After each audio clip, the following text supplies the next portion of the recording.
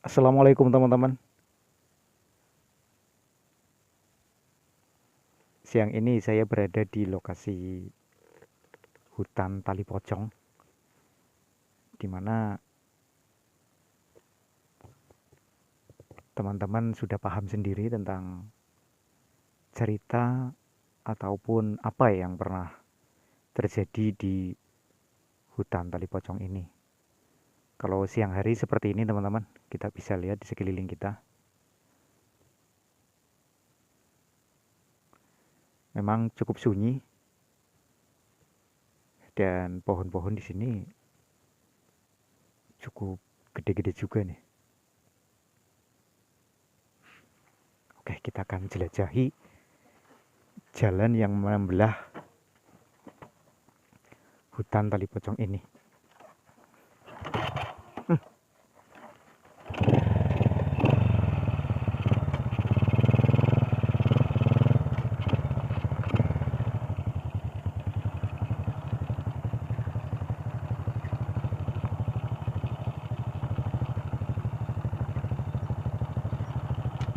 Cukup indah sebenarnya kalau siang hari, tapi kalau malam hari berubah menjadi horor total ini guys.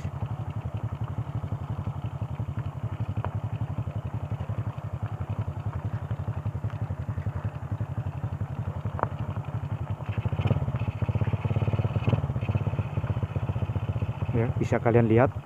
Nah, itu jalannya seperti ini. Bisa dibayangkan juga kalau kita berjalan di malam hari nih teman-teman, dengan pohon akasia yang sudah mulai tumbuh besar.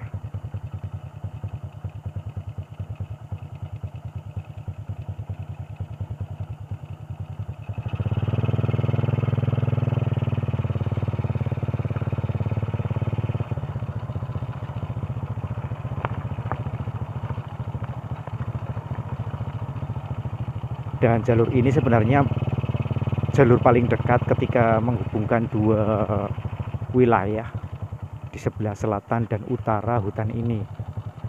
Kalau memakai jalan raya, ini akan berkali-kali lipat dibandingkan dengan menerobos hutan ini teman-teman.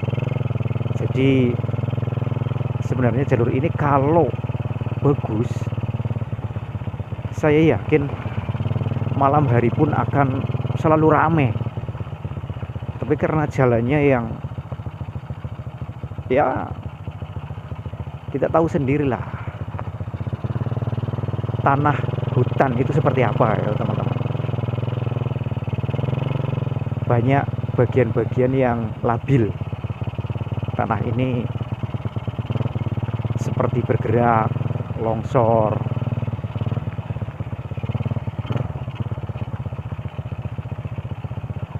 Kalau ini terawat bagus, wah saya yakin malam hari pun banyak warga yang lewat hutan ini teman-teman.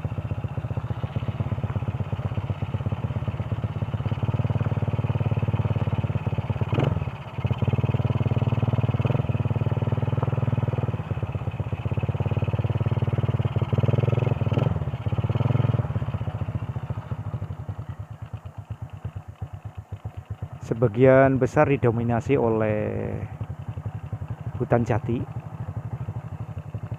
yang dulu di sini juga terkenal banget.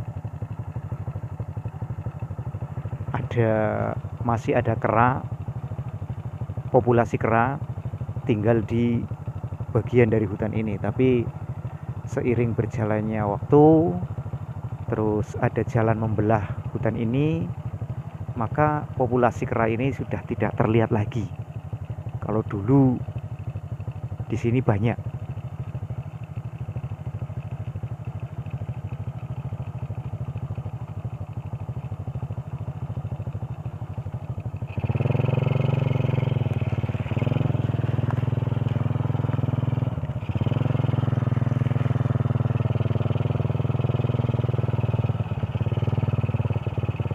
Oke, kita akan menuju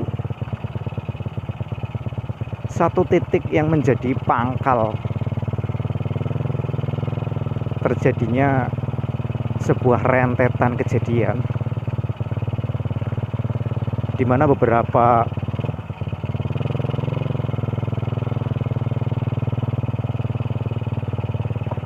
kreator di sini mengalami hal yang cukup menegangkan, menakutkan, sekaligus penuh dengan misteri.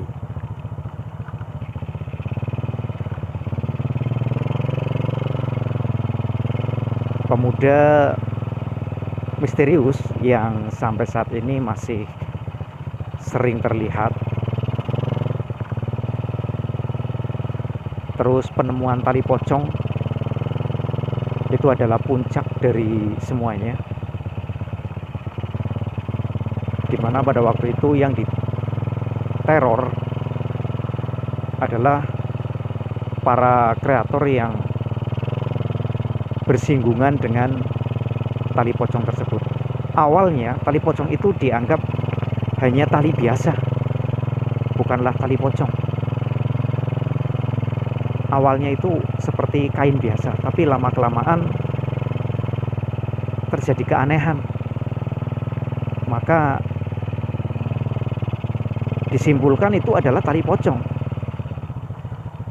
Ditemukan belatung, bau yang sangat busuk pada suatu malam tiba-tiba muncul dari tali itu, ya. Akhirnya kami berinisiatif untuk menyelidiki, membuka tabir misteri yang ada di kain tersebut atau tali tersebut. Dan kami yakin itu adalah tali pocong yang sengaja diletakkan atau dibuang di daerah ini. Mungkin pemiliknya sudah tidak kuat lagi untuk memelihara atau menyimpan, merawat tali pocong ini. Dan akhirnya tali pocong ini diletakkan di sini dengan tujuan ada orang yang bisa mengambil, memelihara, merawat dan melihat. Kalau orang biasa dipastikan tidak bisa melihatnya, teman-teman, karena tali pocong ini letaknya sangat dekat dengan jalan di sini, teman-teman. Nah, di sini ini secara logika semua orang bisa melihat, ya, diletakkan di sini. Bahkan di sini sering untuk istirahat anak-anak muda sepulang sekolah. Anak-anak muda dalam melakukan perjalanan kadang-kadang sering duduk-duduk di sini. Terlihat dari beberapa bekas minuman kaleng, minuman instan, ya, seperti teh atau air mineral biasa, kadang-kadang berjejer di sini. Itu menandakan kalau di sini ada aktivitas orang yang mampir, ya, sengaja untuk melepas lelah atau istirahat di sini. Karena memang mungkin pada waktu sore ini sangatlah indah di sini. Nah, anehnya orang-orang tersebut tidak melihat keberadaan tali pocong yang berada di sini. Nah, di sini, teman-teman, ini letaknya. Nah, maka dengan itu kami menarik kesimpulan kalau ini adalah sebuah jimat. Dan agar tidak terlihat ataupun sebelum ada orang yang melihatnya dan takutnya nanti salah dalam penerapannya, maka kami berinisiatif untuk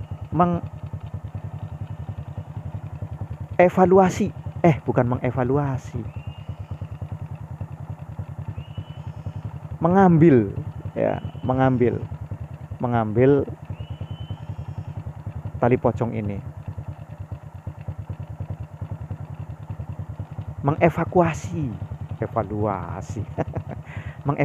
tali pocong tersebut. Akhirnya pada suatu malam yang kami tentukan, dengan rentetan kejadian yang pernah kami alami, maka kami bertekad bulat untuk mengevakuasi tali pocong tersebut. Hingga pada satu malam tali pocong ini kami evakuasi dan kami larung di sungai yang sangat besar yang harapan kami tali pocong tersebut sampai ke samudera sana, sampai ke laut sana lewat aliran sungai tersebut, teman-teman. Memang banyak, setelah itu kami mengalami banyak kejadian janggal ya. Teror silih berganti, satu persatu kami diteror. Bahkan rumah saya sendiri diketuk-ketuk pada tengah malam. Tapi lambat laun semuanya atau energi pengaruh dari tali pocong ini mulai menghilang, menipis. Dan mungkin tali pocong itu sudah sampai ke samudera sana, mungkin teman-teman. Ya, kemungkinan, tapi saya masih ragu karena beberapa kejadian setelah itu justru menghampiri kami lagi. Walaupun tak sedahsyat pada waktu kami mau mengevakuasi. Dan yang datang pada kami setelah tali pocong itu dilarung itu hanya energinya, hanya penampakannya. Padahal yang sesungguhnya tali pocong itu dalam perjalanan larung ke samudera. Jadi tali pocong itu menggoda dengan khodam yang ada di dalamnya, maka datang kepada orang-orang yang sudah bisa berinteraksi dengan tali pocong tersebut.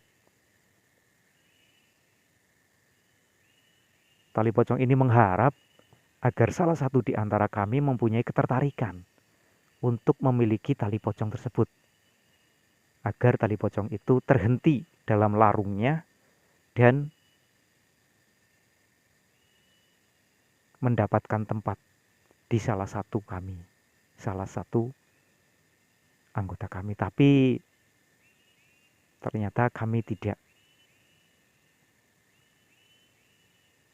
serta-merta mudah untuk tergoda. Tentunya dengan bantuan teman-teman di sini, nasihat-nasihat dari orang sekeliling kami, walaupun dalam hati kecilnya mungkin di antara salah satu kami ada yang ingin membuktikan memiliki dan menggunakan, mungkin teman-teman. Tapi alhamdulillah semuanya bisa terlewati hingga akhirnya tali pocong ini sudah tidak bersinergi lagi dengan kami di sini. Nah, begitu ya teman-teman. Nah, ini saya explore siang supaya teman-teman bisa melihat keadaan hutannya ini seperti ini, teman-teman. Nah, ini kalau malam, wah,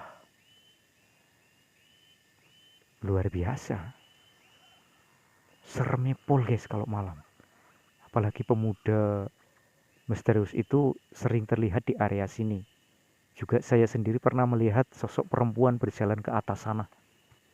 Ya, di atas sana ada sosok perempuan yang berjalan ke tengah sana.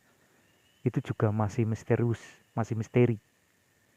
Mungkin banyak kejadian atau histori yang ada di sini, di luar pengetahuan kami. Dan sedikit informasi kalau di sini dulu banget itu pernah terjadi sebuah tindakan asusila yang menyebabkan korbannya meninggal. Juga terjadi di hutan ini, tapi untuk pastinya kami tidak bisa memastikan teman-teman. Itu hanya sebagian kecil informasi yang kami dapat.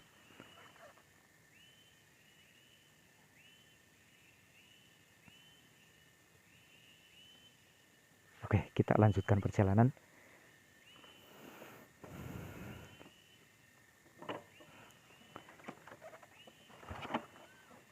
Sebelum saya akhiri video ini,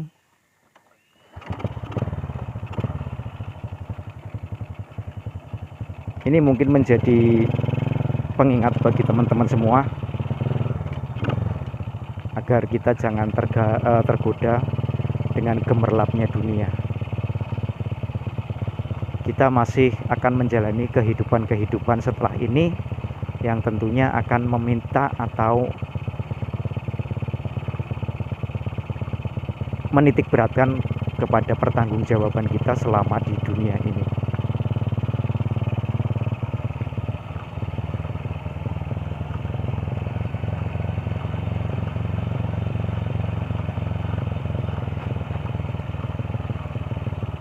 Terima kasih untuk semuanya. Tetap jaga diri baik-baik dan berusaha menjadi diri sendiri, karena menjadi orang lain belum tentu lebih baik. Sampai di sini perjumpaan kita, sampai jumpa di lain waktu. Wassalamualaikum warahmatullahi wabarakatuh.